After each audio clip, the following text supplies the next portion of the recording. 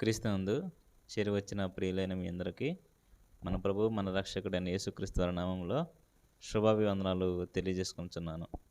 Universal స్క్రీన్పై దేవుని కుమారుల మట్టి పాత్ర అనే పాఠాన్ని మనం నేర్చుకుందాం. యూనివర్సల్ స్క్రీన్పై దేవుని కుమారుల మట్టి పాత్ర. సాధారణంగా ఈ పాఠం వినగానే మనకు కొన్ని జ్ఞాపకాలు మెదులుతూ ఉంటాయి. మనకి స్క్రీన్ అనేది చాలా పరిచయం. పాత్ర అనేది కూడా మనకు తెలుసు. స్క్రీన్ అంటే మీరు ఎక్కడ చూసారు స్క్రీన్ని? మనం ప్రొజెక్టర్ ప్రోగ్రాంకి వెళ్ళినప్పుడు కట్టింది కాకుండా ఇంకెక్కడ చూశారు? టీవీ స్క్రీను, ఫోన్ స్క్రీను, నాటకాల స్క్రీను, ఇంకా సినిమా థియేటర్లో మరి 70mm స్క్రీన్ అంటారు. అక్కడ చూసుంటారు. సినిమా హాల్కి వెళ్ళి సినిమా చూస్తే మీకు అర్థమవుతుంది. అయితే ఈ ప్రపంచంలో మనిషి చేసే పనులు ఎన్నో ఉండగా ఎన్నో ఇండస్ట్రీలు మరి ఈ ప్రపంచంలో ఉన్నాయి. వాటన్నిటిలో ఎక్కువగా ప్రాధాన్యత సంతరించుకుంది మాత్రం సినీ ఇండస్ట్రీ. సినీ ఇండస్ట్రీ దేశానికి, రాష్ట్రానికి సినీ ఇండస్ట్రీలు కూడా ఉంటాయి. మనకు సంబంధించి మన తెలుగు రాష్ట్రాలకు సంబంధించి హైదరాబాద్ పట్టణంలో సినీ ఇండస్ట్రీ ఉంది. ఇక ఆ ఇండస్ట్రీకి పేర్లు కూడా పెట్టి పిలుస్తూ ఉంటారు. కోలీవుడ్ అని, బాలీవుడ్ అని, టాలీవుడ్ అని, హాలీవుడ్. వీళ్ళు ఈ ఇండస్ట్రీ పేరుతో చేసేది ఏంటంటే అనేక రకాల సినిమాలు తీస్తూ ఉంటారు. ఆ సినిమాలలో హీరోగా, హీరోయిన్గా, కమెడియన్గా, విలన్గా లేదా సహాయక నటులుగా మరి చాలామంది నటిస్తూ ఉంటారు. మీరు ఎప్పుడైనా హైదరాబాద్ వెళ్ళి చూడండి. అక్కడ చాలామంది వేషాల కోసం, పాత్రల కోసం మరి ఆ హైదరాబాద్ నగరంలో తిరుగుతూ ఉంటారు. ఇక ఈ మధ్యకాలంలో ఎప్పుడైతే సోషల్ మీడియా అనేది అభివృద్ధి చెందిందో, ఇక ఈ సోషల్ మీడియా వచ్చేసరికి ఇక హైదరాబాద్ వెళ్ళటం కూడా మానేశారు. ఇంట్లోనే కూర్చొని ఉన్న ఊర్లో ఉన్న చోట నుంచే ఒక వీడియోని మరి ఫోన్లో చిత్రీకరించి దాన్ని సోషల్ మీడియాలో పోస్ట్ చేయటం, ఏదో ఒక రకంగా వైరల్ అవ్వాలి, ఏదో ఒక రకంగా నాకు సినిమా ఛాన్స్ రావాలని చాలామంది ప్రయత్నం చేస్తూ ఉంటారు. ఒక సినిమా అనేది ప్రారంభిస్తేనండి సుమారు 1000 మంది వరకు పని అనేది దొరుకుతుందంట. హీరో మొదలుకొని ఆ సెట్లు వేసే వాళ్ళ వరకు సుమారు ఒక 500 మంది, 1000 మంది ఆ సినిమా మీద బ్రతుకుతారు అని ఒక సమాచారం. ఏది ఏమైనా సరే మనుషులు ఎలా మారుతున్నారు అంటే ఉన్న పళంగా ఫేమస్ అవ్వాలి అని, ఉన్న పళంగా సినిమాలో అవకాశాలు రావాలని మరి వేషాల కోసం రకరకాల ప్రయత్నాలు చేసే మనుషులు ఈ భూమి మీద చాలామంది ఉన్నారు. వాస్తవానికి వాటిపై మనం దృష్టి పెట్టం కానివ్వండి. మన విజయవాడ నుంచి కొంతమంది సినీ ఇండస్ట్రీలోకి వెళ్ళారు. మన కొండపల్లి నుంచి కూడా ఎవరొకరు వెళ్ళే ఉంటారు. మన చుట్టుపక్కల ఉన్న ప్రాంతాల నుంచి సినిమాల అవకాశాల కోసం వెళ్ళారు. మరి నాకు ఇంకా ఆరోగ్యం బాగలేని ఆ రోజుల్లోనండి నేను జిమ్కి వెళ్ళాను. కొంతకాలం జిమ్ చేస్తే బాగుంటుందని మరి డాక్టర్ సలహా మేరకు జిమ్కి వెళ్ళాను. అక్కడికి వెళితే తిరువూరు అది. ఆ జిమ్లో సినిమాలో నటించిన ఒక అతను మా జిమ్కి వచ్చాడు. పలానా సినిమాలో నన్ను చూసారా అన్నాడు. మనం చూడం కదండి, ఎప్పుడు ఏ సినిమా వస్తుందో, ఎప్పుడు ఏ సినిమా పోతుందో మనకు తెలియదు. పలానా సినిమాలో నన్ను చూసారా, నన్ను గుర్తుపట్టారా? నా పక్కన కూర్చున్నాడు, నేను చూస్తుంటే ఎవరో కొత్త ఆయన అనుకున్నాను కానీ ఆయన నటుడన్న సంగతి నాకు తెలియదు. అప్పుడు ఏం చేశాడంటే వెంటనే ఆయన ఉన్న సినిమాలో వీడియో క్లిప్లు నాకు చూపిస్తున్నాడు. నేను ఈ సినిమాలో చేశాను, నేను ఈ సినిమాలో చేశాను, ఈ సినిమాలో చేశాను. కానీ నాకు ఇంకా బ్రేక్ రావాలంటున్నాడు. నువ్వు సుమారు 200 సినిమాలను నటించాడంట. కానీ నాకు బ్రేక్ రావాలి, మంచి పాత్ర నాకు రావాలి, ఆ పాత్రతో నాకు గుర్తింపు రావాలని అతను మాట్లాడుతున్నాడు. అంటే మన పక్కన మన తోటి ప్రజలలో ఉండి కూడా చాలామంది ఏం చేస్తున్నారంటే ఆ ఫ్యాషన్ మీద దృష్టి సారించి ఆ ఫ్యాషన్ పిచ్చితో చాలామంది సినిమాలకు వెళ్ళి నటించటం, సినిమాలలో అవకాశాల కోసం ఎదురు చూడటం, ఉన్న పళంగా నేను పెద్ద స్టార్‌ని అయిపోవాలి, మరి సెలబ్రిటీని అవ్వాలని చాలామంది ప్రయత్నిస్తున్నారు. ఇక హైదరాబాద్ మీరు వెళ్లారనుకోండి, అక్కడ ప్రతి ఒక్కళ్ళు సెలబ్రిటీలాగా ఫీల్ అవుతారండి. నాకు తెలిసిన పాస్టర్లు చాలామంది సెలబ్రిటీలా ఫీల్ అవుతున్నారు. పాస్టర్లు కూడా. పాస్టర్లు కూడా ఆటోగ్రాఫ్‌లు ఇవ్వటం, పాస్టర్లు కూడా ఫోటోలు ఇవ్వటం, పాస్టర్లు కూడా మరి సెలబ్రిటీలా అక్కడ వాతావరణం అలా ఉంటది. అంటే సెలబ్రిటీ అన్న పదం ఎలాగైనా సరే అనిపించుకోవాలని ప్రయత్నం చేస్తూ ఉంటారు. ఇలా మనం ఆలోచిస్తే మరి హీరోగా కొన్ని పాత్రలుంటాయి. హీరోయిన్‌గా కొంతమందికి పాత్ర ఉంటుంది. ఆ తర్వాత సహాయ నటులుగా చాలామందుంటారు. కమెడియన్స్ ఉంటారు. ఆ తర్వాత ఫైట్ మాస్టర్స్, ఫైట్ జేసేవాళ్ళుంటారు. డాన్సర్స్ ఉంటారు. ఇలా ఆ ఇండస్ట్రీ మీద ఆధారపడి జీవించే కుటుంబాలు ఎన్నో ఉన్నాయి.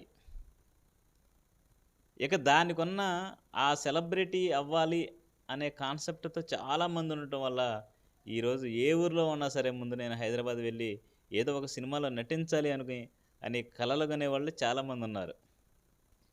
వారిలో కొందరిని మీరు మరి మీ సెల్ ఫోన్‌లో చూడొచ్చు. యూట్యూబుల్లో గానీ, ఫేస్‌బుక్‌లో గానీ రీల్స్ చేస్తూ ఏదో రకంగా ఫేమస్ అవ్వాలని మరి ప్రయత్నాలు చేస్తూ ఉంటారు. ఎలాగైనా ఒక సీరియల్‌లో నటించాలి. ఎలాగైనా సరే ఒక సినిమాలో అవకాశం దక్కించుకోవాలి. ఎలాగైనా సరే నేను ఒక సెలబ్రిటీని అవ్వాలి అన్న ఆలోచనతో చాలామందుంటారు. ఇది ఈ లోకంలో మనం చూస్తున్న సినిమా వరల్డ్. సినిమా ప్రపంచం ఇది.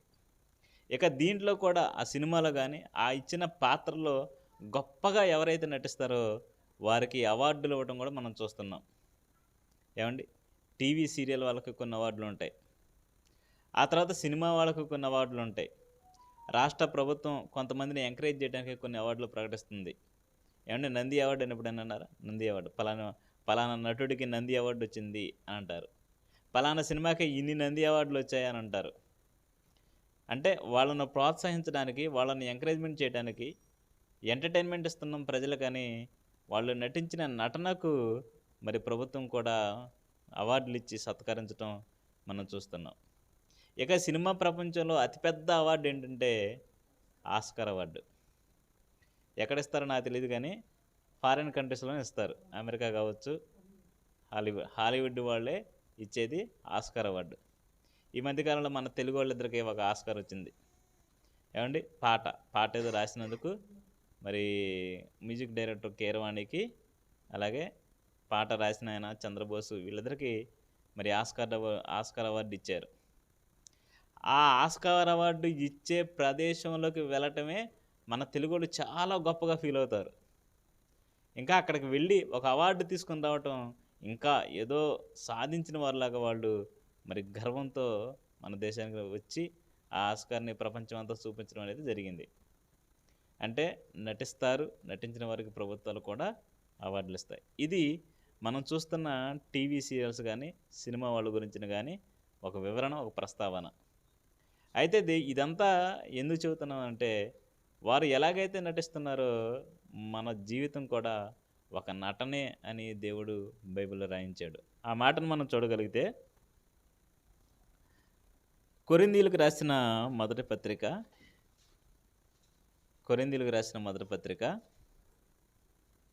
7వ అధ్యాయం. కొరింథీయులకు రాసిన మొదటి పత్రిక 7వ అధ్యాయం 31వ వచనం చూద్దాం. ఈ లోకమును అనుభవించువారు అమితంగా అనుభవింపనట్లు ఉండవలెను. ఏలయనగా ఈ లోకపు నటన గతించుచున్నది. నటన అంటే యాక్టింగ్. సినిమా వాళ్ళు ఎలాగైతే యాక్టింగ్ చేసి సినిమా అయిపోగానే ఇంటికి వెళ్ళిపోతారో, కొంతకాలం నటించి వెళ్ళిపోతారు సినిమా వాళ్ళు. ఒక పాత్రలో నటించి వెళ్ళిపోతారు. ఆ సినిమా అయిపోగానే మరి ఇంకొక సినిమాలో ఇంకొక పాత్రలో కనిపిస్తారు. ఈ సినిమాలో తండ్రిగా కనిపించిన వాడు ఆ సినిమాలో బాబాయ్‌గా కనిపిస్తాడు. ఈ సినిమాలో చచ్చిపోయిన వాడు ఆ సినిమాలో బ్రతుకుతాడు. నేను చిన్నప్పుడు అనుకునేవాడినండి, ఇతను ఆ సినిమాలో చనిపోయాడు కదా! మళ్ళీ ఎలా వచ్చాడు అనుకునేవాడిని. ఒక సినిమాలో చనిపోయిన ఆయన ఇంకో సినిమాలో ప్రత్యక్షం అవుతూ ఉండేవాడు. అది నటన, యాక్టింగ్ అనేది నాకు వయసు పెరిగే కొద్దీ అర్థమవుతుంది. దేవుడు కూడా మానవ జీవితంలో చూసి ఈ లోకపు నటన గతించుచున్నది. అంటే నటన గతిస్తుంది. మనుషులుగా మన జీవితాన్ని కూడా దేవుడు నటనతో పోల్చి మాట్లాడుతున్నాడు. అంటే ఈ భూమి మీద మనం కూడా నటించడానికి వచ్చిన వారమే. తండ్రిగా నటించాలి, తల్లిగా నటించాలి, అన్నగా నటించాలి, చెల్లిగా నటించాలి, భర్తగా నటించాలి, తల్లిదండ్రులకు పిల్లలుగా నటించాలి. ఇలా అనేకమైన పాత్రలు ఈ భూమి మీద మనం చేయాలి. దాన్ని గుర్తు చేస్తూ ఈ జీవితం కూడా ఒక నటనే. ఇప్పుడు షూటింగ్ పూర్తయినప్పుడు ఎలాగైతే తమ పాత్రలు విడిచి వెళ్ళిపోతారో, మీరు కూడా అలా నటించడానికి వచ్చిన నటీనటులు అని చెప్పటానికి దేవుడు పలుకుతున్న మాట. ఈ లోకపు నటన గతించుతున్నది. మరి ఎలా ఉండాలి? ఈ లోకపు నటన గతిస్తున్నప్పుడు ఈ నటనలో మనం ఎలా ఉండాలి, ఎలా బిహేవ్ చేయాలి, ఎలా ప్రవర్తించాలి అన్నది కూడా మరి అదే అధ్యాయంలో 29వ వచనం చూద్దాం. 29 కొరింథీయులకు రాసిన మొదటి పత్రిక 7వ అధ్యాయం 29వ వచనం.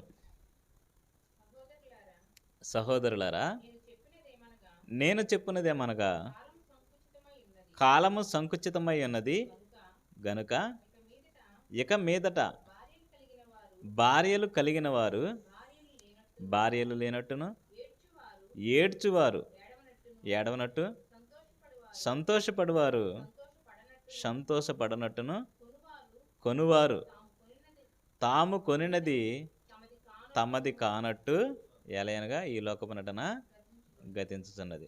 ఇక్కడ ఏమంటున్నాడంటే, ఈ దేవుడిచ్చిన ఈ పాత్రలకు వచ్చిన మీరు ఎలా ఉండాలంటే, భార్యలు కలిగిన వారు భార్యలు లేనట్టు ఉండాలి, భార్యలు కలిగిన వారు భార్యలు లేనట్టు. ఎలా దీన్ని అర్థం చేసుకోవడం ఎలా అంటే, ఫర్ ఎగ్జాంపుల్ సినిమాలో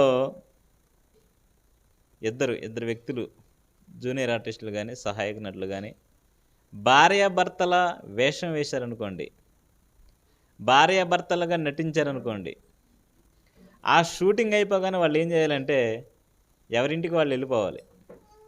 అంతేనా? సినిమాలో మనం భార్యాభర్తలం కాబట్టి నిజ జీవితం కూడా మనం మరి భార్యాభర్తలుగానే ఉండాలని వెళ్ళారనుకోండి, ఊరుకుంటారా జనాలు? ఏమండి? ఒకవేళ ఆ భార్యకి భర్త ఉంటే ఊరుకుంటాడా? లేదు ఈ భర్తకు భార్య ఉంటే ఊరుకుంటుందా? ఊరుకోరండి. సినిమాలో ఎలాగైతే షూటింగ్ అవగానే సినిమాలో భార్యాభర్తలు అయినప్పటికీ ఆ షూటింగ్ ఏ రోజైతే అయిపోతుందో ఆ రోజు వెంటనే ఎవరింటికి వారు వెళ్ళిపోవాలి. ఆ పాత్ర అయిపోయింది, షూటింగ్ అయిపోయింది. అంటే వాళ్ళిద్దరు ఎలా ఉన్నారు? సినిమాలో భార్యాభర్తలుగా ఉన్నారు, కానీ బయటకు వచ్చేసరికి ఎలా ఉన్నారు? భార్యలు కలిగిన వారు భార్యలు లేనట్టు. చూసారు అలా? ఎలాగైతే సినిమాలో భార్యాభర్తలుగానే ఉన్నారు, బయటికి రాగానే భార్య కలిగిన వాడు భార్య లేనట్టుగానే ఎక్కడ ఉన్నాడో లేదా బయట. అలాగే సినిమాలో భర్తలుగా యాక్ట్ చేసిన వారు భర్త కానట్టే ఉండాలి, ఎందుకంటే అది యాక్టింగ్, రియల్ కాదు. ఆ తర్వాత నవ్వువారు నవ్వనట్టుగా ఉండాలి, ఏడ్చువారు ఏడనట్టుగా ఉండాలి. సినిమాలో మీరు చూడండి, ఓ యాక్టింగ్ అండి, నవ్వమంటే నవ్వాల్సిందే డైరెక్టర్. ఆడికి నవ్వు రాకపోయినా సరే డైరెక్టర్ చెప్తాడు, నవ్వమంటే ఖచ్చితంగా నవ్వాలి, ఏడవమంటే ఖచ్చితంగా ఏడవాలి. రియాలిటీగా కదా, రియాలిటీ కాదంటే రియాలిటీ కాదు, ఆర్టిఫిషియల్ అది. అందుకే మీరు చూడండి, ఆడిషన్స్కి పలానా ఏరియాలో ఆడిషన్స్ జరుగుతున్నాయి సినిమా విషయమే, మీరు రండి మీ ప్రతిభను నిరూపించుకొని అనగానే చాలామంది క్యూ కట్టి వెళ్తారండి. వెళ్ళినప్పుడు వాళ్ళు ఏది చెప్తే అది చేయాలి. కెమెరా ఆన్ చేస్తారు, ఫస్ట్ టైం వెళ్తాడు కెమెరా ఆన్ చేస్తాడు, ఇప్పుడు నువ్వు నవ్వాలి అంటాడు, ఆడు నవ్వాలి. ఇప్పుడు నువ్వు ఏడవాలి అంటాడు, ఆడు ఏడవాలి. ఇప్పుడు నువ్వు డ్యాన్స్ చేయాలంటే అతను డ్యాన్స్ చేసి చూపించాలి. నచ్చితే సెలెక్ట్ చేసుకుంటాడు. ఇంకా సినిమా ఫీల్డ్లో ఎక్కువ మంది నేర్చుకునేది ఏంటంటే నవరసాలు అంటూ ఉంటారు. వాళ్ళ ముఖాన్ని వాళ్ళు ఏ ఎక్స్ప్రెషన్ పెట్టమంటే ఆ ఎక్స్ప్రెషన్ పెట్టాలి. నటన అది. కానీ ఒరిజినల్ కాదంటే ఒరిజినల్ ఏడుపు కాదు అది, ఒరిజినల్ నవ్వు కాదు అది, ఒరిజినల్ హావభావాలు కాదు అవన్నీ. డైరెక్టర్ చెప్పిన విధంగా వాళ్ళు నటిస్తే అది డైరెక్టర్ నచ్చితే వాళ్ళకి అవకాశం ఇస్తారు కాబట్టి డైరెక్టర్ చెప్పినట్టుగా వాళ్ళు చేయాలి, కానీ ఒరిజినల్ కాదు. అలాగే దేవుడు కూడా ఏమంటున్నాడంటే మనల్ని, మీరు ఈ భూమి మీద మీ జీవితం ఒరిజినల్ కాదు, ఇది ఒక నటన. ఒక నటుడు ఎలాగైతే నటించడానికి వచ్చి నటించి వెళ్ళిపోతాడో మీరు కూడా కొంతకాలం నటించవలసిన నటన ఇది. ఈ నటనలో నీకు తల్లిదండ్రులు వస్తారు, వాళ్ళు ఒరిజినల్ అనుకోమాకు, అంతేనా? ఈ నటనలో నీకు అన్నా చెల్లెలు వస్తారు, వాళ్ళు ఒరిజినల్ కాదు. భార్య వస్తుంది, ఒరిజినల్ కాదు. భర్త వస్తాడు, ఒరిజినల్ కాదు. పిల్లలు వస్తారు, వీళ్ళు ఒరిజినల్ కాదు. కొంతకాలం నటించి వెళ్ళిపోవలసిన వారమేనండి. అందుకే మీరు వృద్ధాప్యంలో ఉన్న తల్లిదండ్రులు మీరు చూడండి, ఒకప్పుడు కనిపించిన పిల్లలు వాళ్ళ పక్కన ఉంటారండి. మనవలు మనవరాలు వాళ్ళ పక్కన ఉండరు. ఏమైపోయారు? నటించడానికి వచ్చారు, నటించేశారు, పక్కకి వెళ్ళిపోయారు. ప్రతి మనిషి జీవితం అలాగే ఉంటుందండి. మనతో ఉన్న వారంతా ఒరిజినల్ కాదు. మన పాత్రే అసలు ఒరిజినల్ కాదు. మన జీవితమే ఒరిజినల్ కాదు. నటించడానికి వచ్చాం కాబట్టి భార్యలు కలిగిన వారు భార్యలు లేనట్టుగా ఉంటాం అలవాటు చేసుకోండి. విపరీతమైన ప్రేమ పెంచుకున్నావు అనుకోండి, ఏదో రోజు ఆవిడ దూరం అవుతుంది, నువ్వు పిచ్చడు అవుతావు. విపరీతమైన ప్రేమ పెంచుకుంటే భర్త ఏదో రోజు కన్నుమోస్తాడు, పాత్ర ముగించుకొని వెళ్ళిపోతాడు, అప్పుడు నువ్వు పిచ్చడు అయిపోతావు, పిచ్చితనం అయిపోతావు. కనుక భార్యలు కలిగిన వారు ఎంత మంచి మాట అండి ఇది. దేవుడు నిజంగా రియాలిటీ చెబుతున్నాడు మనకి. మన పాత్రలో మనకు ఇవ్వబడిన సహాయక నటుల గురించి చెబుతున్నాడు ఈ విషయాన్ని. ఒక నీ పక్కన నీ భార్య వచ్చిందంటే సహాయక నటురాలు ఆవిడ. భర్త వచ్చాడంటే ఏదో నీకు సహాయంగా కొంతకాలం నటించడానికి వచ్చాడు. పిల్లలు వచ్చారంటే కొంతకాలం నటించడానికే వచ్చారు. కనుక ఈ నటన చూసి ఇది రియల్ అనుకోమోకు. ఈ నటనలో ఎవరి పాత్ర అయిపోయిందని, పాత్రలు కనుక అయిపోతే వాళ్ళు ఎలాగైతే వెళ్ళిపోతారో మనం కూడా కొంతకాలానికి ఈ పాత్ర ముగించుకొని వెళ్ళిపోవాల్సిన వారే. అందుకే దేవుడు ఇవన్నీ రియాలిటీలో మీకు అర్థం కావాలని, మీరు ఆలోచిస్తారని ఇవన్నీ చెబుతున్నాడండి. కనుక ఈ భూమి మీద దేవుడు మనకి ఏదైతే పాత్ర ఇచ్చాడో ఆ పాత్రలో మనం ఉండాలి. డైరెక్టర్ చెప్పినట్టు నటుడు చేయకపోతే ఆ నటుడిని సినిమాలను తీసేస్తారండి. డైరెక్టర్ చెప్పినట్టు నటుడు వినకపోతే సినిమాలు తీసేస్తారు. ఇప్పుడు డైరెక్టర్ నవమన్నాడు అనుకోండి, నవమన్న చోట నటుడు ఏడిస్తే ఉంచుతారా? సినిమాకి చాలా డ్యామేజ్ జరుగుతుందని అతను తీసేస్తారు. ఫైట్ చేయమన్న చోట డ్యాన్స్ ఆడుతున్నాడు అనుకోండి, ఉంచుతారా? అస్సలు ఉంచరండి. ఎందుకంటే వాళ్ళు డైరెక్టర్ చెప్పినట్టు వింటేనే ఆ సినిమాలో వారికి అవకాశం వస్తుంది, ఆ పాత్రకు వారిని సెలెక్ట్ చేస్తారు. డైరెక్టర్ చెప్పినట్టు చేయకపోతే తీసేస్తారు. అలాగే ఈ భూమి మీద మనల్ని పుట్టించింది దేవుడైతే దేవుడిని డైరెక్టర్గా మీరు ఊహించుకోండి, మనం పాత్రధారులుగా మీరు అనుకోండి. ఇప్పుడు ఏం చేయాలి? డైరెక్టర్ చెప్పినట్టుగా మనం కూడా ఖచ్చితంగా ఈ భూమి మీద నటించాలి. ఇలా దేవుడిచ్చిన అనేకమైన పాత్రలో తన పాత్రకు న్యాయం చేసింది ఒకే ఒక్క ఆయన, యేసుక్రీస్తు వారు. ఆయన ఏం చేశాడు, ఆయన పాత్రకు న్యాయం ఎలా చేశాడో కొన్ని మాటలు మనం బైబిల్లో చూడగలిగితే, ఫిలిప్పీలకు రాసిన పత్రిక 2వ అధ్యాయం 7-8 వచనాలు చూద్దాం. యేసుక్రీస్తు వారు మనుషుల పోలికగా పుట్టి దాసుని స్వరూపము ధరించుకొని తన్ను తానే రిక్తునిగా చేసుకొనెను. ఏమండి, ఎలాంటి పాత్రలోకి యేసుక్రీస్తు వారు వచ్చారో మీరు ఆలోచించండి. మనుషుల పోలికగా పుట్టి, అంటే మనుషులు అనగానే మనుషుల్లో చాలామంది చాలా రకాలు ఉంటారండి. మనుషుల్లో పేదవాడు ఉంటాడు, మనుషుల్లో ధనవంతులు ఉంటారు, మనుషుల్లో యజమానులు ఉంటారు, మనుషుల్లో వాళ్ళ కింద పనిచేసే దాసులు కూడా ఉంటారు. అనేక రకాల పాత్రలు ఉంటాయి మనుషుల్లో, మానవ జీవితంలో. అయితే యేసుక్రీస్తు వారు ఎలాంటి పాత్రను ఎంచుకున్నాడు? ఏమండి, మనుషుల పోలికగా పుట్టి దాసుని స్వరూపం ధరించుకున్నాడు. అంటే ఎలాంటి పాత్రలకు యేసుక్రీస్తు వస్తున్నారు చూడండి. ఏమండి, బిల్గేట్స్ ఉన్నాడు అనుకోండి, తెలుసా మీ అందరికి? బిల్గేట్స్ తెలుసు కదా. ఎవరు బిల్గేట్స్? ఆయన పెద్ద కోటీశ్వరుడు. అలాగే ముఖేష్ అంబానీ, మన దేశానికి వస్తే ముఖేష్ అంబానీ పెద్ద కోటీశ్వరుడు. బిల్గేట్స్ పాత్ర ఈ భూమి మీద ఉంది, ముఖేష్ అంబానీ పాత్ర కూడా ఈ భూమి మీద ఉంది. ఇప్పుడు యేసుక్రీస్తు వారు ఎలా వచ్చారు? ఒక బిల్గేట్స్గా రాలేదు, లేదు ఒక అంబానీలా యేసుక్రీస్తు వారు రాలేదు, ఒక దాసునిలా వచ్చాడు. ఏమంది దాసుడంటే మరి ఎవరిని దాసుడు అంటారు చెప్పండి? యజమాని చెప్పిందల్లా చేసేవాడు, యజమాని చెప్పిన పనంతా చేసేవాడు దాసుడు. ఒకవేళ దాసుడే కానీ సరిగా పని చేయలేదు అనుకోండి, యజమానులు ఏం చేస్తారు తెలుసా? కొడతారండి. మీరు యేసుక్రీస్తు వారు జీవితాన్ని మీరు ఆలోచించండి. నిజంగా ఆయన దాసుడుగా తనకిచ్చిన పాత్రలో ఎలా లీనమయ్యాడో మీకు అర్థం కావాలి. ఒక దాసుడిని యజమాని చిత్రహింసలు పెడతాడు. ఒక దాసుడిని యజమాని కొడతాడు. మరి యేసుక్రీస్తు వారి పాత్ర మీరు ఆలోచిస్తే, ఒక దాసుడుగా వచ్చాడు గనుకనే ముళ్ళ కిరీటం పెడుతున్నా ఏం మాట్లాడలేదండి.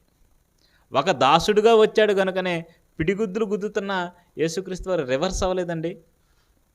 ఒక దాసుడుగా వచ్చాడు కాబట్టే ముఖాన ఉమ్మి వేస్తున్నా సరే ఆయన వారిని ఏమీ అనలేదు. ఒకవేళ ఏదైనా అన్నాడనుకోండి, ఏదైనా చేశాడనుకోండి, రివర్స్ అయ్యాడనుకోండి, దాసుడు ఎలా అవుతాడు చెప్పండి? మంచి దాసుడు ఎలా అవుతాడు? పాత్రకు న్యాయం ఎలా జరుగుతుంది? కనుక యేసుక్రీస్తు వారు రావటమే దాసుడుగా వచ్చాడు గనుక ఎన్ని అవమానాలు వచ్చినా, ఎన్ని శ్రమలు వచ్చినా, ఎన్ని ఇబ్బందులు మనుషులు కలగజేసినా ఆయన ఆ పాత్రకు న్యాయం చేశాడు. దేవుడు రాసిన స్క్రిప్ట్ అది. ఆ స్క్రిప్ట్లో దేవుడు ఏదైతే రాశాడో ఆ పాత్రకు అనుగుణంగా మరి యేసుక్రీస్తు వారు మరి ఈ లోకంలో జీవించడం అనేది జరిగింది. అలా చేశాడు. దాసుడుగానే ఉన్నాడా, యజమానిగా ఉన్నా చెప్పండి మీరు? ఏమంటే ఏమీ తన్ను తాను రిక్తునిగా చేసుకున్నాడంటే అసలు ఆయనకి ఏమీ లేదండి. రిక్తుడంటేనే దాని అర్థం ఏంటంటే ఏమీ లేనివాడుగా చేసుకున్నాడు. ఏమీ లేనివాడుగా. ఆయన గురించి రాయబడిన మాట మనం చూడగలిగితే యేసుక్రీస్తు వారు చెప్పిన మాట మత్తయి సువార్త 8వ అధ్యాయం. మత్తయి సువార్త 8వ అధ్యాయం 19-20 వచనాలు చూద్దాం. అంతటా ఒక శాస్త్రి వచ్చి, బోధకుడా, నీవెక్కడికి వెళ్ళినను నీ వెంట వచ్చేదనని ఆయనతో చెప్పగా, అందుకు యేసు, నక్కలకు బొరియలను ఆకాశ పక్షులకు నివాస స్థలాలు కలవు గాని మనుష్య కుమారునికి తల వాల్చుకొనుటకైనను స్థలం లేదు. అంటే యేసుక్రీస్తు వారికి స్థలం లేదు, కానీ నక్కలకే యేసుక్రీస్తు వారి కంటే బెటర్గా ఉన్నాయంట నక్కలు. ఆ స్థాయిలో స్థలం ఉందంటే అవే యేసుక్రీస్తు కంటే ధనవంతులు అవే నక్కలే. యేసుక్రీస్తు కంటే మంచి స్థాయిలో ఉన్నాయి పక్షులు. పక్షికి ఒక గూడైనా ఉంటుంది, నక్కకి ఒక నివాస స్థలమైనా ఉంటుంది. కానీ యేసుక్రీస్తు వారికి తల వాల్చుకున్నట్టుకు స్థలం లేదు. మీరు గమనించారో లేదు కానండి, ఒక మాట చెబుతాను. యేసుక్రీస్తు వారు పుట్టినప్పుడు మరి సత్రానికి తీసుకెళ్తారు పరుండ పెట్టాలని. సత్రానికి తీసుకెళ్ళినప్పుడు ఆయన పొజిషన్ ఏంటి? సత్రంలో స్థలం ఉందా? స్థలం లేదు. సత్రంలో పుట్టినప్పుడు యేసుక్రీస్తు వారికి సత్రంలో స్థలం లేదు. పెరిగి పెద్ద 30 సంవత్సరాలు వచ్చిన తర్వాత ఆయనకు అసలు నివాస స్థలమే లేదు. అంటే ఈ 30 సంవత్సరాల్లో ఆయన సంపాదించుకోలేదా? ఈ 30 సంవత్సరాల్లో నాకు ఒక స్థలం కావాలి, నాకు ఒక ఇల్లు కావాలి, నేను ఉండటానికి ఒక నివాసం కావాలని యేసుక్రీస్తు వారు ఒక ఇల్లైనా కట్టుకోలేదా? కనీసం ఒక పాకైనా వేసుకోలేదా? లేదండి. ఎందుకు వేసుకోలేదు? ఎందుకు ఇల్లు కట్టుకోలేదంటే ఆయనకిచ్చిన పాత్ర అది కాదు.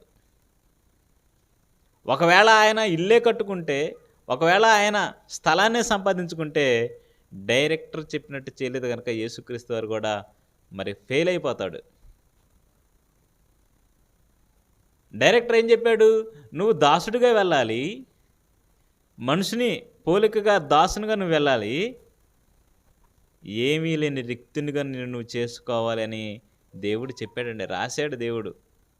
డైరెక్టర్ చెప్పినట్టుగానే ఆయన చిన్ననాటి నుంచి అలాగే ఉన్నాడు. అందుకే 12వ ఏట తన తల్లిదండ్రులతో ఒక మాట అంటాడు, నేను నా తండ్రి పనుల మీద ఉండాలని మీరు ఎరగరా?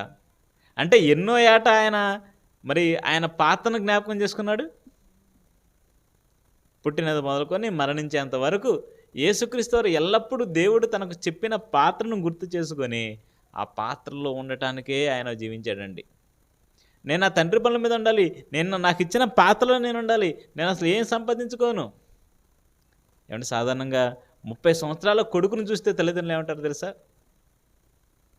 ఎంతకాలం ఇలా ఉంటారా? ఎంతకాలం మేము పోషించాలి నిన్ను? నీకంటూ ఒక ఇల్లు, నీకంటూ ఒక సంపాదన లేదా? నీకంటూ ఒక ఉద్యోగం లేదా? నీకంటూ ఒక బ్రతుకు తెరువు లేదా అని అంటారు. అంటారా లేదా? 30 సంవత్సరాలు వచ్చిన కొడుకుని ఏమంటారు చెప్పండి? రేపు మాపు నువ్వు పెళ్లి చేసుకోవాలి, నీ భార్య నువ్వు ఎట్ట పోషిస్తావు, నీకంటే ఏముంది అని ప్రశ్నిస్తారండి. కానీ యేసుక్రీస్తు వారు ఏమి సంపాదించుకోలేదు. యేసుక్రీస్తు వారు ఒక ఇల్లు కట్టుకోలేదు, ఒక నివాస స్థలం ఆయనకు లేదంటే ఆయన ఎలా బ్రతికాడో, ఎంత త్యాగం చేశాడో, ఆ పాత్రకు ఎంత న్యాయం చేస్తున్నాడో మీరు అర్థం చేసుకోవాలి. అంత గొప్పగా బ్రతికాడండి యేసుక్రీస్తు. అంత గొప్పగా ఆయన పాత్రకి ఇచ్చిన పాత్రకు న్యాయం చేశాడు. చూడండి, హెబ్రీయులకు రాసిన పత్రికలో చూస్తే, హెబ్రీయులకు రాసిన పత్రిక 10వ అధ్యాయం, హెబ్రీయులకు రాసిన పత్రిక 10వ అధ్యాయం 5వ వచనం నుండి చదువుదాం. కాబట్టి ఆయన ఈ లోకమందు ప్రవేశించినప్పుడు ఇలాగ చెప్పుచున్నాడు, బలియు అర్పణయు నీవు కోరలేదు కానీ నాకొక శరీరమును అమర్చితివి, పూర్ణ హోమములను పాప పరిహారార్థ బలులను నీకు ఇష్టమైనవి కావు.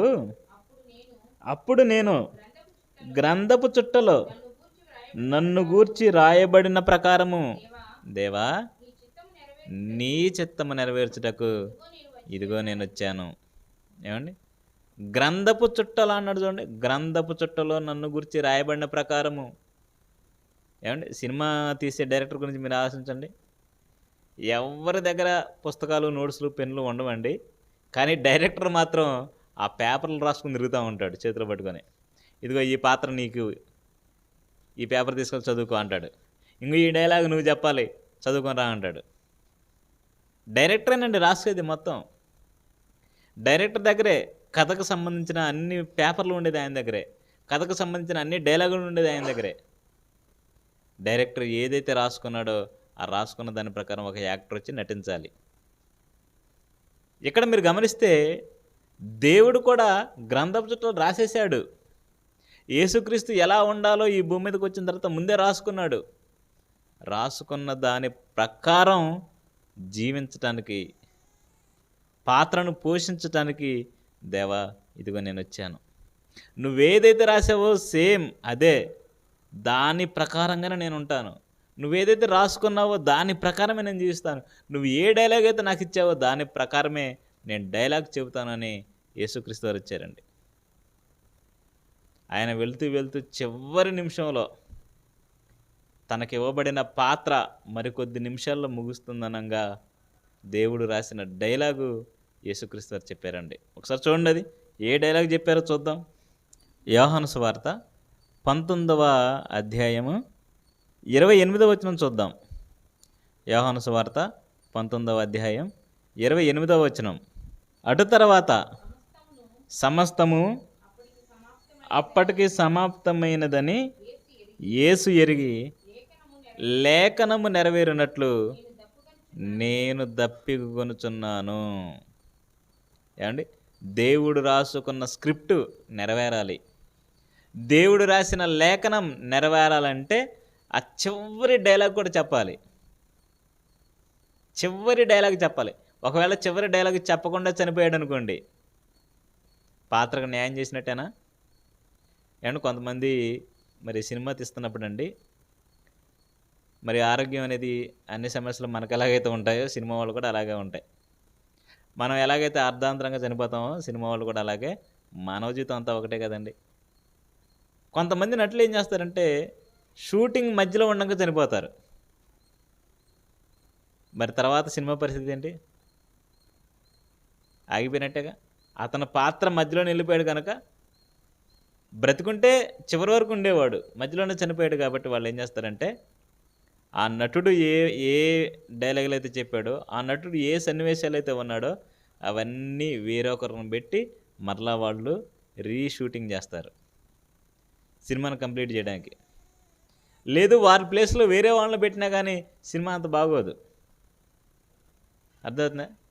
ఇప్పుడు సినిమా వాళ్ళలో మనం ఆలోచిస్తే మరి సౌందర్య నటి, మంచి నటి, మంచి పేరు పొందింది, కానీ మధ్యలో చనిపోయింది. ఇప్పుడు ఆవిడ పాత్ర ఏదైతే ఉందో అక్కడ నుంచి కంటిన్యూషన్గా వేరే ఒకళ్ళని పెట్టి తీస్తే చూస్తారు ఆడియన్స్? చూడరు. లేదు శ్రీహరి గారు, ఆయన కూడా మధ్యలోనే చనిపోయారు. ఆయన చేసిన సినిమా అక్కడ నుంచి వేరే వాళ్ళు చేస్తే చూస్తారా? అంత బాగోదు, చూడరు. అందుకే ఏం చేస్తారంటే మరలా చనిపోయిన వారి స్థానంలో మరొకరిని పెట్టి సినిమా వాళ్ళు తీస్తారు. యేసుక్రీస్తు కూడా స్క్రిప్ట్‌లో చివరి డైలాగ్ ఒకటుంది. ఇదిగో నేను దప్పిక కొనుచున్నాను అన్న మాట డైరెక్టర్ రాసాడు. దేవుడు రాసుకున్నాడు. ఒకవేళ ఇప్పుడు అది నెరవేరాలి అంటే ఆ మా డైలాగ్ చెప్పాలి యేసుక్రీస్తు వారు. దప్పిక అయినా సరే, అవ్వకపోయినా సరే యేసుక్రీస్తు వారు ఇదిగో నేను దప్పిక కొనుచున్నాను అన్న మాట చెప్పాలి. కనుక లేఖనాన్ని స్క్రిప్ట్‌ని ఆయన చనిపోయే మూమెంట్‌లో కూడా గుర్తు చేసుకున్నాడు. డైరెక్టర్ ఏదైతే రాశాడో దాన్ని జ్ఞాపకం చేసుకున్నాడు. సో డైరెక్టర్ రాసినట్టు, దేవుడు రాసినట్టు ఇదిగో నేను దప్పిక కొనుచున్నాను, ఇక సమాప్తం అన్నాడు. సమాప్తమైందన్నాడంటే దాని ఉద్దేశం ఏంటి? స్క్రిప్ట్ అయిపోయింది. ఆయన పాత్రక లేదు, ఇక మరణమే. అంటే ఆయన పుట్టినది మొదలుకొని మరణించేంత వరకు దేవుడు ఏ పాత్ర అయితే ఇచ్చాడో ఆ పాత్రను ప్రతి క్షణం జ్ఞాపకం చేసుకొని తన పాత్రకు న్యాయం చేశాడండి. అందుకే దేవుడు చాలా ఆనందపడ్డాడు యేసుక్రీస్తు వారి యొక్క జీవితాన్ని చూసి.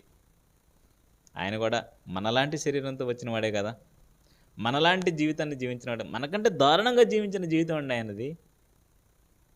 మనం ఏదైనా ఊరు వెళ్ళామనుకోండి, ఎవరు మనకు తెలియని ప్రాంతం వెళ్తే ముందు మనం ఎక్కడ ఉండటానికి ప్రయత్నిస్తామంటే ఒక మంచి లాడ్జీ అంటాం. లాడ్జీ వెతుక్కుంటారు చాలామంది. హోటల్లో రూమ్ బాగుండాలి, ఏసీ ఉండాలి, ఫ్యాన్ ఉండాలి, ఇన్ని సౌకర్యాలు మనం ఆలోచిస్తాం. కానీ యేసుక్రీస్తు వారు మనకంటే దారుణంగా ఆయన జీవించాడు. పాత్ర అది మరి. తన్ను తాను రిక్తునిగా చేసుకునే పాత్ర న్యాయం చేశాడండి యేసుక్రీస్తు వారు. అలాగే పాత నిబంధన కాలంలోనండి అబ్రహాం పాత్ర ఏమండి, పాత్రలో వాక్యం అర్థమైన తర్వాత ప్రతి భక్తుడు తన పాత్రకు న్యాయం చేశారండి. ఆదాము పాత్రకు ఆదాము న్యాయం చేశాడు, నోవాహు పాత్రకు నోవాహు న్యాయం చేశాడు. అబ్రహాం పాత్రకు దేవుడు ఏదైతే ఇచ్చాడో అబ్రహాం అదే విధంగా బతికాడు. ఆ తర్వాత దావీదు పాత్రకు దావీదు న్యాయం చేశాడు. పాత నిబంధనల ప్రవక్తలు తమకు ఇవ్వబడిన పాత్రలకు వారు న్యాయం చేశారు, పరదేశకు వెళ్ళిపోయారు. మోషే గారి గురించి మనం ఆలోచిస్తే మోషే గారు చెప్పిన డైలాగ్ ఒకటే చాలా హిట్ అయిందండి. నిజంగా చాలా హిట్ అయింది. యేసుక్రీస్తు వారి డైలాగులు ఎలాగైతే హిట్ అయ్యాయో పాత నిబంధనలో మోషే చెప్పిన డైలాగ్ కూడా హిట్ అయింది. చూద్దాం ఒకసారి. హెబ్రీలకు రాసిన పత్రిక 11వ అధ్యాయం. హెబ్రీలకు రాసిన పత్రిక 11వ అధ్యాయం 24వ వచనం చూడండి. మోషే పెద్దవాడైనప్పుడు విశ్వాసమును బట్టి ఐగుప్తు ధనము కంటే క్రీస్తు విషయమైన నింద గొప్ప భాగ్యమని ఎంచుకొనలేదు కానీ అల్పకాలము పాపభోగము అనుభవించుట కంటే దేవుని ప్రజలతో శ్రమ అనుభవించటం మేలని యోచించి ఫరో కుమార్తె యొక్క కుమారుని అనిపించుకొనుటకు ఒప్పుకొనలేదు. ఏమండి, ఆస్కార్ అవార్డు ఏం సరిపోద్దని చెప్పండి. ఆస్కార్ అవార్డు వచ్చిన వాళ్ళకి కోట్లు ఏమైనా ఇచ్చారా? కీరవాణికి కానీ, ఆ తర్వాత ఎవరన్నా రైటరా చంద్రబోస్, వీళ్ళిద్దరికీ ఒక గిఫ్ట్ ఇచ్చారే కానీ కోట్లు అయితే ఏమి ఇవ్వలేదు. ఆస్కార్కు మించిన బహుమతి రివార్డు మోషే ముందు పెట్టారు. నాకు కుమారుని అనిపించుకో మోషే, ఈ సింహాసనం నీది, ఈ డబ్బు నీది, ఈ అధికారం నీది, ఈ దేశమే నీది, పరిపాలించు అనండి. ఆస్కార్ కంటే పెద్ద బహుమతి అండి అది, పెద్ద ప్రైజ్, పెద్ద ఆఫర్ ఇచ్చారు మోషేకి. మరి మోషే ఏం చేశాడు? నేను వచ్చింది సింహాసనం మీద నటించడానికి కాదు, నేను వచ్చింది ఐగుప్తు ప్రజల మీద నటించడానికి కాదు. అరుగో 6 లక్షల కాల్బలం లెక్కిస్తే ఇజ్రాయిలీలు ఎంతమంది అయితే ఉన్నారో వాళ్ళను నడిపించడానికి ఒక పాత్ర, నాయకుని పాత్రలో నేను వచ్చాను, అంతే కదండి. పొదలో దేవుడు ప్రత్యక్షమై మోషే ఏంటి ఇక్కడ ఏం చేస్తున్నావు, నువ్వు గొర్రెలు కాసుకోవడానికి నువ్వు వచ్చింది, నీ పాత్ర ఇది కాదయ్యా, నువ్వు ఐగుప్తు నుంచి నా ప్రజలను నడిపించే నాయకుడిగా నువ్వు ఉండాలి, వెళ్ళు నేను చెప్పిన పాత్రలో నువ్వు ఉండు అని పంపించాడండి. మోషే వచ్చాడు. ఫరో కుమార్తె ఒక పాత్ర రెడీగా ఉంచింది. సింహాసనం మీద రాజుగా ఒక పాత్ర ఇస్తే మోషే ఏం చేశాడంటే, మీరిచ్చే పాత్ర నాకు వద్దు, ఎందుకంటే నేను పరలోకం నాకు కావాలంటే దేవుడిచ్చిన పాత్రలో నేను ఉండాలి అని సింహాసనాన్ని వదులుకొని త్యాగం చేసి మోషే ఏం చేశాడంటే వాళ్ళను ఐగుప్తు దేశం నుంచి కనాను దేశం వరకు నడిపించాడండి. ఆ మాట చూడండి, ఫరో తల్లి యొక్క కుమారుడు అని అనిపించుకోవడం ఒప్పుకోలేదంట. అంటే డైలాగ్ చెప్పలా. ప్లీజ్ అయ్యా డైలాగ్ చెప్పు, ఒక్క డైలాగ్ చెప్పు, ఈ సింహాసనం అంతా నీదే అని ఫరో కుమార్తె అంటే ఆ డైలాగ్ చెప్పలేదండి. నో, నువ్వు నా తల్లివి కాదు, నో, నాకు ఈ సింహాసనం నాకు వద్దు, దేవుడిచ్చిన పాత్ర నాకు కావాలి, నాకు పరలోకం కావాలి. చూసారా ఎలా సెలెక్ట్ అయ్యాడు చూసారా? ఆడిషన్స్లో వాళ్ళు డైరెక్టర్ చెప్పింది ఏదైతే మనం చేస్తామో అప్పుడే మనం సెలెక్ట్ అవుతామండి. దేవుడు మనకు కూడా ఒక ఆడిషన్స్ పెట్టాడు. మన పాత్ర ఈ భూమి మీద సెలెక్ట్ అయింది కాదు. మన పాత్ర దేవుడు ముందుగానే మనకు పాత్రను నిర్ణయించి ఈ భూమి మీదకు పంపాడు. మీరు ఎన్నోసార్లు చదువుకున్నారు.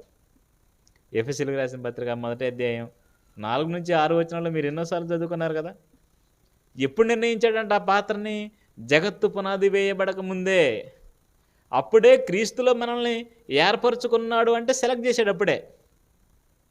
అందుకే చూడండి, తల్లి గర్భంలో మనతో పాటు కొన్ని కోట్ల మంది, సుమారు 30 కోట్ల మంది వస్తే లేదా 40 కోట్ల మంది వస్తే మనతో పాటు మనం ఒక్కళ్ళమే సెలెక్ట్ అయ్యామంటే మిగతా వాళ్ళు ఎందుకు సెలెక్ట్ కావలేదంటే వాళ్ళకి అసలు పాత్రే లేదు.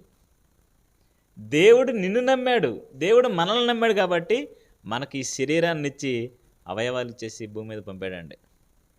ఈ పాత్రను మీరు అర్థం చేసుకోండి, ఈ పాత్రలో మీరుండండి, వాక్యాన్ని చదవండి, వాక్యాన్ని నేర్చుకోండి, ఈ పాత్రలో మీరుండి ఈ పాత్రకు న్యాయం చేయండి అని చెప్పి మనల్ని పంపాడు. ఎందరో భక్తులు ప్రారంభపు రోజుల్లో దేవుని అర్థం చేసుకోకపోయినా వాళ్ళ ఇష్టానుసారంగా వాళ్ళు ఉన్నప్పటికీ దేవుడు వారికి వాక్యాన్ని అందించి మరలా పాత్రకు న్యాయం చేసేటట్టుగా వారిని తన స్క్రిప్ట్లోకి తెచ్చుకున్నాడు.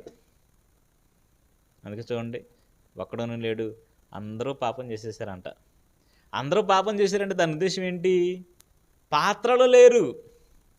దేవుడిచ్చిన పాత్రలో ఉంటే పాపం చేయరు కదా. పాత్రలో లేకపోవటం వల్లే పాపం చేశాడు. మరలా దేవుడు తీసుకొచ్చి నీ పాత్ర ఇది కాదు, ఇక్కడ ఉంటే నువ్వు పాపం చేస్తావు కనుక నేను ఇచ్చిన పాత్రలోకి నువ్వు రా అని చెప్పేసి మన చేతికి బైబిల్ని అందించాడండి. ఇదే మన స్క్రిప్ట్. ఇదే ఈ స్క్రిప్ట్లో దేవుడు ఏదైతే మన గురించి సంకల్పించాడో, ఏదైతే రాసుకున్నాడో దాని ప్రకారంగా ఈ భూమి మీద మనం బ్రతకాలి. మన పాత్రకు మనం న్యాయం చేయాలి. ఒకవేళ పాత్రకు న్యాయం చేయకపోతే మన జీవితం ఎలా అయిపోద్దో ఒక చిన్న ఉపమానం ఒకటి చెబుతానండి. ఒక ఊర్లోనంట క్రిస్మస్కి మరి స్కిట్లు వేయటం మీరు చూశారు, చర్చెస్లో వేస్తూ ఉంటారు. మనకు మంగళగిరిలో కూడా ఐక్య ఆరాధనకు ఒక స్కిట్ వేశారు. క్రిస్మస్ రాగానే ఎవరైనా సరే ఏ స్కిట్ వేయడానికి ముందుకు వస్తారు? యేసుక్రీస్తు యొక్క జీవితాన్ని ఒక స్కిట్గా వేయాలని అనుకుంటారు. ఆ స్కిట్లో యేసుక్రీస్తు వారు పుట్టిన తర్వాత సత్రానికి తీసుకువెళ్తారు. ఆ సత్రంలో స్థలం లేనందున ఆయన పశువుల పాకలో పొలను పెడతాడు. దీన్ని స్కిట్గా చేస్తున్నారు. చేస్తుంటే ఏం జరిగిందంటే, ఆ సత్రం యజమాని ఉంటాడు కదా, ఓనర్, హోటల్ ఓనర్ అనుకుందాం. ఆ సత్రం యజమాని కూడా ఒక డైలాగ్ ఇచ్చారంట. ఏంటి డైలాగ్ అంటే, మరియమ్మ తల్లి ఏసేపు చిన్న బిడ్డనెత్తుకొని నీ సత్రానికి వస్తారు. సత్రంలో ఖాళీ లేదు కనుక నువ్వేం చెప్పాలి? ఏమండి, హోటల్లో ఏ రూము ఖాళీ లేదనుకోండి, ఆ హోటల్లో యజమాని ఏం చెబుతాడు? ఆ రిసెప్షన్లో ఉన్న అతను ఏం చెబుతాడండి? హోటల్ ఖాళీ లేవండి, అన్నీ బుక్ అయిపోయాయి, పక్కన ఉన్న హోటల్కి వెళ్ళండి అని చెప్పాలి, అంతే కదా. అలాగే సత్రం యజమానికి ఇచ్చిన డైలాగ్ ఏంటంటే, సత్రంలో ఖాళీ లేదండి, మీరు ఎక్కడైనా సరే మీకు స్థలం ఉంటే చూసుకోండి అని చెప్పాలి. స్కిట్లో ఉన్నది ఉన్నట్టు చెప్పకపోతే ఎంత కామెడీగా ఉండి స్కిట్ అంతా ఫెయిల్ అయితే మీరు ఆలోచించండి. ఏసేపు వచ్చాడంట, మరియమ్మ తల్లి వచ్చింది, బిడ్డని ఎత్తుకొని వచ్చారు. సత్రంలోకి రాగానే ఈ సత్రం యజమాని ఏమన్నాడంటే, వాస్తవానికి సత్రం యజమాని ఏమనాలి? సత్రంలో ఖాళీ లేదమ్మా, వేరే చోటకెళ్ళని అని చెప్పాలి. కానీ ఏనేం చేశాడు? వాళ్ళు ముగ్గురు రాగానే రండి లోపల చాలా ఖాళీ ఉంది అని చెప్పాడంట. ఇప్పుడు స్కిట్ ఏమవుతుంది చెప్పండి? ఆ పక్కనేసిన పశువుల పాక సంగతి ఏంటి? యేసుక్రీస్తు వారు సత్రానికి వచ్చి పశువుల పాకలోకి వెళ్ళాలి, కానీ ఇతనేం చేశాడు? సత్రంలో చాలా ఖాళీ ఉంది, మీరు లోపలికి రండి అని లోపలికి తీసుకెళ్ళాడంట. బైబిల్ తెలిసిన వాళ్ళంతా నవ్వుకుంటున్నారు, ఇదేంటి స్కిట్ ఎలా అయిందని. ఫెయిల్ అయిపోద్దండి. మళ్ళీ యేసుక్రీస్తు వారిని పశువుల పాకలోకి తీసుకురావాలంటే కష్టమేక, ఫెయిల్ అయిపోయింది ఇంకా అక్కడ స్కిట్.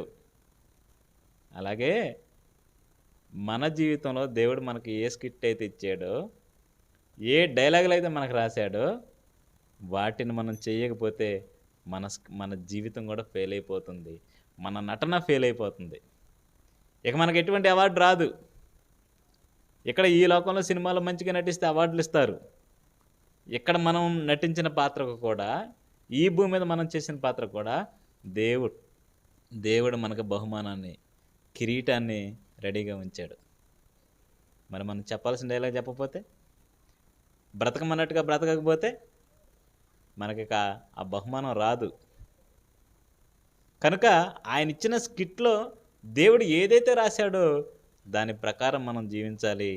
ఈ లోకంలో ఎవరైతే సినిమాలో మంచి పేరు సంపాదించుకున్నారో వారిని స్టార్గా చూస్తారు. మెగాస్టార్ అని, పవర్ స్టార్ అని, మెగా పవర్ స్టార్ అని, ఇంకా సూపర్ స్టార్ అని, రెబల్ స్టార్ అని, స్టైల్ స్టార్ చాలా చెబుతున్నారంటే మీరు ఆ స్టార్ను ఫాలో అవుతున్నారా? ఇలా ఈ వ్యక్తి పలానా స్టార్ అంటారు, కానీ దేవుడు ఈ భూమి మీద మనల్ని స్టార్గా ఉంచాలనుకున్నాడు. చూద్దాం ఒక మాట. ఫిలిప్పీలకు రాసిన పత్రిక 2వ అధ్యాయం. ఫిలిప్పీలకు రాసిన పత్రిక 2వ అధ్యాయం 14 నుంచి 16 వచనాలను చదివితే 16వ వచనం చదువుకుందాం. అట్టి జనము మధ్యను మీరు జీవవాక్యమును చేత పట్టుకొని లోకమంది జ్యోతుల వలె కనబడుచున్నారు. స్టార్స్ మీరే. ఎలా అయ్యాడు స్టార్? ఎలా అయ్యాడు ఇతను? ఎలా అయ్యారు? స్టార్స్ మీరే అన్నాడు కదా. లోకమందు మీరు జ్యోతులు. ఓకే, అంటే లోకమందు మనం జ్యోతులు అంటే మనమే స్టార్స్ అని దేవుడు అంటున్నాడు. ఎలా అయ్యాడంటే ఏమంటాడు ఇక్కడ? జీవవాక్యమును చేత పట్టుకొని. నువ్వు వాక్యాన్ని చేత పట్టితేనే నువ్వు స్టార్వి.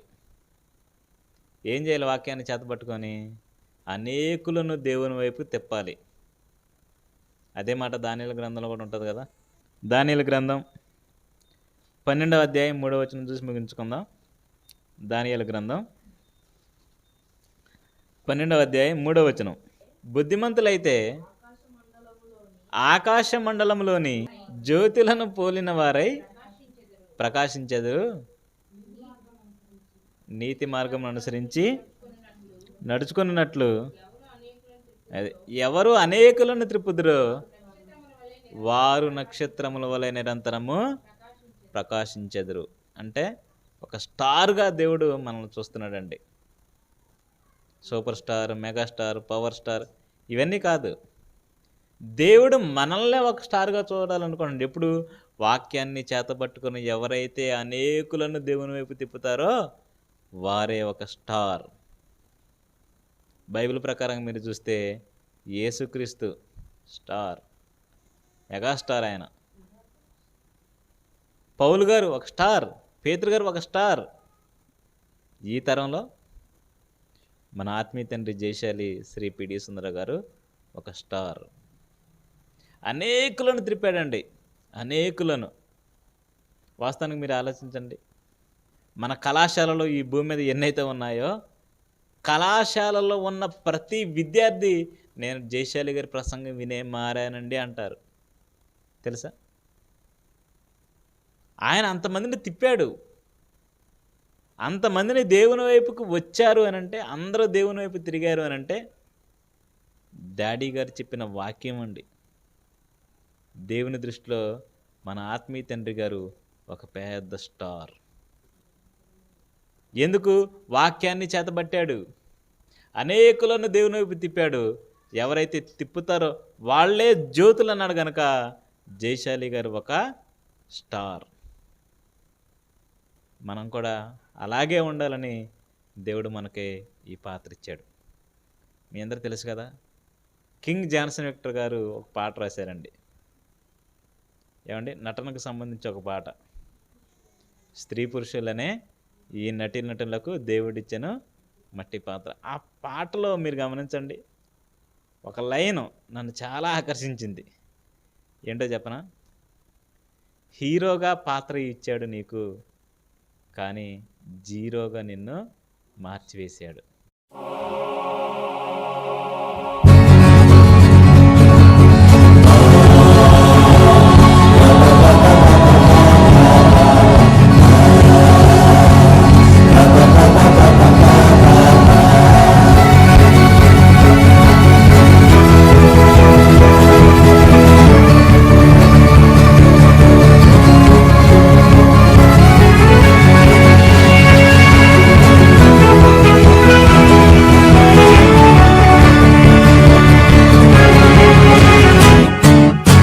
పురుషులనే ఏ నటులకు దేవుడిచ్చెను మట్టి పాత్ర.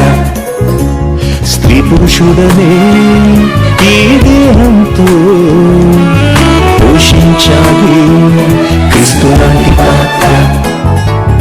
జన్మతో మొదలైంది ఈ నటన, దేవుడే నీకు రాశాడు ఈ రచన.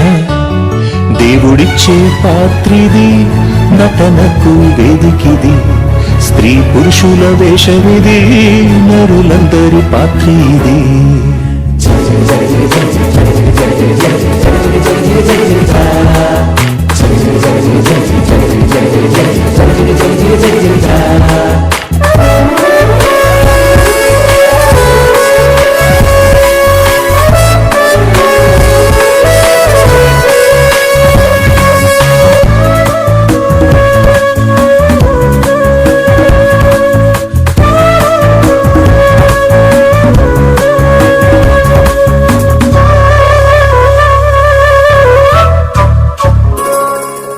ఎముకలు కనపడకుండా కప్పి, నలుపు తెలుపు రంగు పూసి, తల్లి గర్భంలో నుండే మేకప్ వేసేశాడు. భూమిని వేదికగా నిర్మించి, సూర్యుని చంద్రుణ్ణి వెలిగించి, పచ్చని మొక్కలు మునిపించి వేదిక నిర్మించాడు. హీరోగా పాత్ర ఇచ్చాడు, నిన్ను జీరోగా మార్చివేశాడు. పురుషుని కొరకే స్త్రీని ఇచ్చాడు, స్త్రీ సంతానాన్ని వైరంగా మార్చాడు. దైవ పాత్ర నీకు ఇస్తే దయ్యం విల్లంగా మార్చాడు. స్త్రీ పురుషులనే ఏ నటులకు దేవుడిచ్చెను నీకు మట్టి పాత్ర. స్త్రీ పురుషులనే దేహంతో పోషించాలి క్రీస్తు లాంటి పాత్ర. జన్మతో మొదలైంది ఈ నటన, దేవుడే నీకు రాశాడు ఈ రచన.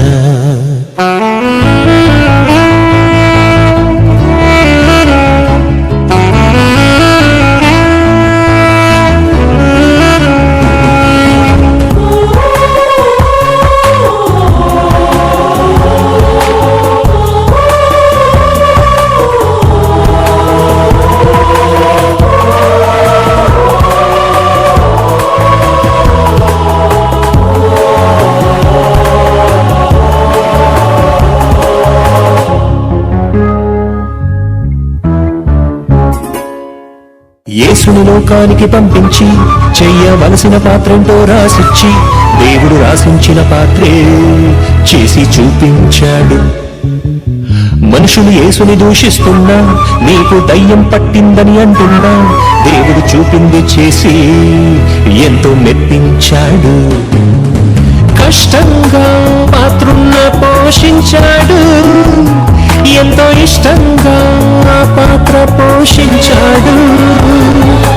పాపాత్ములనే క్షమించే పాత్ర ఇచ్చాడు, వారు శిక్షిస్తున్నా ప్రేమించి మరణించాడు. దేవుడిచ్చే ఈ పాత్రే నిన్ను పోషించమన్నాడు.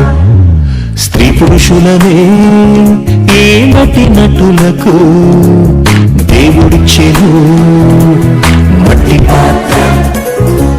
స్త్రీ పురుషులనే దేహంతో పోషించాలి క్రీస్తు మట్టి పాత్ర. జన్మతో మొదలైంది ఈ నటన, దేవుడే నీకు రాశాడు ఈ రచన. దేవుడిచ్చే పాత్రిది, నటనకు వేదికిది, స్త్రీ పురుషుల వేషమిది, నరులందరి పాత్ర ఇది. ప్రియులరా, దేవుడు హీరోగా పాత్ర ఇచ్చాడు మనకి. కానీ అపవాది ఏం చేసిందంటే మనల్ని విలన్లుగా మార్చేసింది. హీరో నుంచి జీరో అయిపోయాం. అంటే మన పాత్రకు మనం సరిగా న్యాయం చేయట్లేదు. ఎందుకు విలన్ అయ్యాం, ఎందుకు జీరో అయ్యాం అంటే దేవుడు వేసిన ఈ సెట్టింగ్, సినిమా వాళ్ళు ఎలాగైతే సెట్టింగ్ వేస్తారో దేవుడు కూడా మన కోసం వేసిన సెట్టింగే ఈ ప్రకృతి. ఈ ప్రకృతి చూస్తున్నారు, ఈ ప్రకృతి అందాన్ని చూస్తున్నారు. ఈ ప్రకృతిని మీరు అమితంగా అనుభవించండి అంటే ఈ ప్రకృతిని అనుభవించడం పెట్టుకున్నారు చాలామంది. ఏమండి, స్థలాలు కావాలని, పొలాలు కావాలని, చూసిన ప్రతిదాన్ని సంపాదించడం కోసం బ్రతికి ఆ సెట్టింగ్, ఊడిపోయే సెట్టింగ్ని కావాలని చూస్తున్నారు. ఎప్పుడైనా మీరు ఏ సినిమా హీరోని చూసినా సరే ఇంటికి కారులో వెళ్తాడు, కానీ ఆ వేసిన సెట్టింగ్ తీసుకుని వెళ్తాడా? ఆ లైట్లు కానీ, ఆ ఫ్యాన్లు కానీ, ఆ సౌండ్ సిస్టమ్ కానీ ఇవన్నీ పీక్కొని ఏ హీరో అయినా ఇంటికి వెళ్ళటం మీరు చూసారా? లేదండి. అది సెట్టింగ్. అది వచ్చాడు, నటించాడు, సెట్స్ వేస్తారు, నటించాడు, మరలా వెళ్ళిపోతారు. ఆ సెట్టింగ్ని తీసేసుకునే వాళ్ళు కొంతమంది అంటారు, వాళ్ళు తీసుకొని వాళ్ళ ఇంటికి వాళ్ళు వెళ్ళిపోతారు. కానీ హీరో మాత్రం సెట్టింగ్ తీసుకెళ్ళడు. కానీ ఈరోజు మనుషులు ఎందుకు జీరోగా మారారంటే దేవుడు వేసిన ఈ సెట్టింగ్ని సంపాదించుకోవాలని ప్రయత్నం చేస్తున్నారు. ఆస్తి కావాలనుకుంటున్నారు, అంతస్తులు కావాలనుకుంటున్నారు, కార్లు కావాలనుకుంటున్నారు. వీటన్నిటిని చూసి ఆకర్షితులై సంపాదనలో మునిగి దేవుణ్ణి మర్చిపోయి తమ పాత్రకు అన్యాయం చేస్తున్నారు. అందుకే దెయ్యం ఏం చేసిందంటే లోక ఆశలను రేపి మరి మనుషులను జీరోలుగా మార్చివేసింది, విలన్లుగా మార్చివేసింది. ఏమండి, ప్రేక్షక పాత్రగా ఉన్న ఈ ప్రకృతిని, ఏమండి, మనం చేసే ప్రతి యాక్టింగ్ కోసం మరి ప్రకృతి కనిపెడుతుందంట. రామపత్రికలు మీరు ఎన్నోసార్లు చదువుకున్నారు కదా. చూడండి, రోమీలకు రాసిన పత్రిక 8వ అధ్యాయం 19వ వచనం చూడండి, ముగించుకుందాం. రోమీలకు రాసిన పత్రిక 8వ అధ్యాయం 19వ వచనం. దేవుని కుమారుల ప్రత్యక్షత కొరకు సృష్టి మిగుల ఆశతో తేరి చూచుచు కనిపెట్టుచున్నది. పలానా మార్కు గారు ఎప్పుడు వస్తారా అని చూస్తుందంట. జ్యోతి ఎప్పుడు వస్తుందని ప్రకృతి చూస్తుందంట. నీకోసం సూర్యుడు చూస్తున్నాడు, నీకోసం చంద్రుడు చూస్తున్నాడు, నీకోసం నక్షత్రాలు చూస్తున్నాయి, నీకోసం ఈ భూమి చూస్తుంది. మీరు దేవుని కోసం బ్రతికితే, దేవుడు చెప్పిన ఆ స్కిట్లో మీరుండి నటిస్తే చూసి ఆనందించాలని ఈ ప్రకృతి అంతా మన కోసం ఎదురు చూస్తుంటే మనం ఏం చేస్తున్నాం తెలుసా? ఆ ప్రకృతి కోసం మనం ఎదురు చూస్తున్నాం. అందుకే మనం ఫెయిల్ అయిపోయామండి. ఏమండి, జీవవాక్యాన్ని చేతబట్టుకొని లోకమందు జ్యోతుల్లా మనం ఉండాలని దేవుడు కోరుకున్నాడు. మన పాత్రది కనుక దేవుడిచ్చిన పాత్రను మీరు అర్థం చేసుకోండి. వాక్యాన్ని బాగా చదవండి. ఇంకా నువ్వు చేయవలసిన పనులేంటనేవి నీకు అర్థమవుతాయండి. అలా వాక్యానుసారంగా ఈ భూమి మీద మనం జీవిస్తే దేవుడిచ్చిన పాత్రకు న్యాయం చేసిన వారు అవుతాం. దేవుడు మనకి బహుమానాన్ని సిద్ధంగా రెడీగా ఉంచాడు. పాత్రకు న్యాయం చేయండి, బహుమానాన్ని అందుకోండి, పరలోకం చేరండి. ఏమండి నిన్నటి దినాన మరి పైడూరుపడ ప్రాంతం మనం వెళ్ళాం. నిజంగా ఎన్నో ఆశలతో మేము వెళ్ళాం. ఏమండి అవన్నీ ఇక్కడి నుంచి తీసుకువెళ్ళి ఇక్కడి నుంచి సెట్టింగ్లు చేసి అక్క వాళ్ళు కానీ, చెల్లెళ్ళు కానీ, అన్నయ్యలు కానీ చాలా కష్టపడ్డారు. ఇంటింటికి తిరిగి అమ్మ పలానా చోట జరుగుతుంది మీరు రండి అని చెప్పి మరీ వచ్చాం. కానీ చివరికి ఎంతమంది వచ్చారు చెప్పండి? ఎంతమంది వచ్చారు? మన పాత్రకు మనం న్యాయం చేసాం కానీ వారి పాత్రకు వాళ్ళు న్యాయం చేయలేదు. వాళ్ళు ఫెయిల్ అయిపోయారు ఇంకా. అంతేనా? మనం ఆశించిన స్థాయిలో ప్రజలు రాలేదు. కానీ ఇంట్లో కూర్చొనైనా వింటారులే అని ఎంతో ఓపికతో మనం అక్కడ మరి వాక్యాన్ని చెప్పొచ్చాం. మన పాత్రకు మనం న్యాయం చేసాం. ప్రజలు వచ్చారా రాలేదా, చూస్తున్నారా లేదా, ఇవన్నీ మనకు అనవసరం అండి. ఎందుకంటే మన పాత్రకు మనం న్యాయం చేస్తే దేవదూతలే తొంగి చూస్తున్నాయంట. తెలుసా? మన మీద నిఘా ఎంత ఉందో మీరు అర్థం చేసుకోండి. ఎంతమంది ప్రకృతి మన కోసం ఎదురు చూస్తుంది, ప్రకృతిలో ఉన్న ప్రతి అణువు మన కోసం ఎదురు చూస్తున్నాయి, దేవదూతలు కూడా తొంగి చూస్తున్నాయంటే నీ పాత్ర ఎంత బాధ్యతతో కూడిందో మీరు అర్థం చేసుకోండి. ఎంత చక్కగా మీరు నటించాలి, ఎంత చక్కగా మీరు దేవుడు చెప్పినట్టు జీవించాలి, ఇవన్నీ మీరు అర్థం చేసుకోండి. మీ పాత్రకు మీరు న్యాయం చేయండి. తండ్రి అయిన దేవుడున్న పరలోకాన్ని మీరు చేరండి. మనమంతా దేవుడిచ్చిన పాత్రకు న్యాయం చేసి పరలోకం వెళ్ళాలి.